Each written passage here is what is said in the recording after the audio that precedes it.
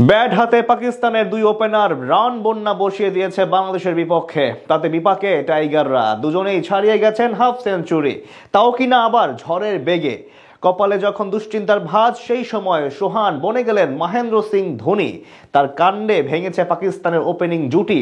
রেগে গিয়ে ব্যাট ছুঁড়ে মারেন পাকিস্তানি ওপেনার। পুরো ঘটনা শুনবো রিপোর্টের বাকি অংশে।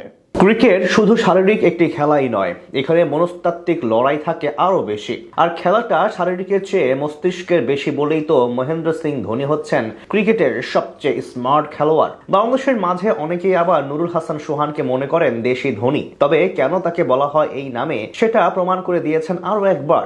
টপ অ্যান্ড সিরিজের গতবারের রানার আপ হয়েছিল বাংলাদেশ এইচপি দল। যদিও এবারে টপ অ্যান্ড সিরিজে যায়নি এইচপি, তবে ঠিকই গিয়েছে বাংলাদেশ এ দল, যেখানে উদ্বোধনী ম্যাচেই মাঠে নামে পাকিস্তান শাহিনসের বিপক্ষে। গত আসরে এই দল ছিল টুর্নামেন্টে, সেখানে হেরে বসে বাংলাদেশের বিপক্ষে। সেই জ্বালা যেন এই সিরিজেও ছিল তাদের। আর তাই তো আগে ব্যাট করতে নেমে শুরু থেকেই বেশ আক্রমণাত্মক ছিল দলের দুই ওপেনার ইয়াসির খান ও খাজা নাফি। দুজনের ব্যাটে ছিল তাণ্ডব, তাতে দিশেহারা ছিল বাংলাদেশের বোলাররা। দেখে শুনে একের পর এক 4-6 বল মাঠ ছাড়া করেছিল দুজন। রাকিবুল হাসান, সাইফ হাসান কিংবা মাহফুজুর রহমান রাব্বিকে যেন পাড়ার বোলার বানিয়ে ফেলে দুজন। শুধু ব্যতিক্রম ছিলেন হাসান মাহমুদ। এই একজন বোলার বোলিং করছিলেন নিজের বুদ্ধি দিয়ে, তবে ততক্ষণে বাংলাদেশ যেন পুরোপুরি বেকায়দায়। পাওয়ার প্লেতে কোনো উইকেট না হারিয়ে সংগ্রহ গিয়ে ঠেকেছে 70-এর ওপরে। পাওয়ার প্লে শেষ হলেও তার থামা ছিল না কোনো নামগন্ধ।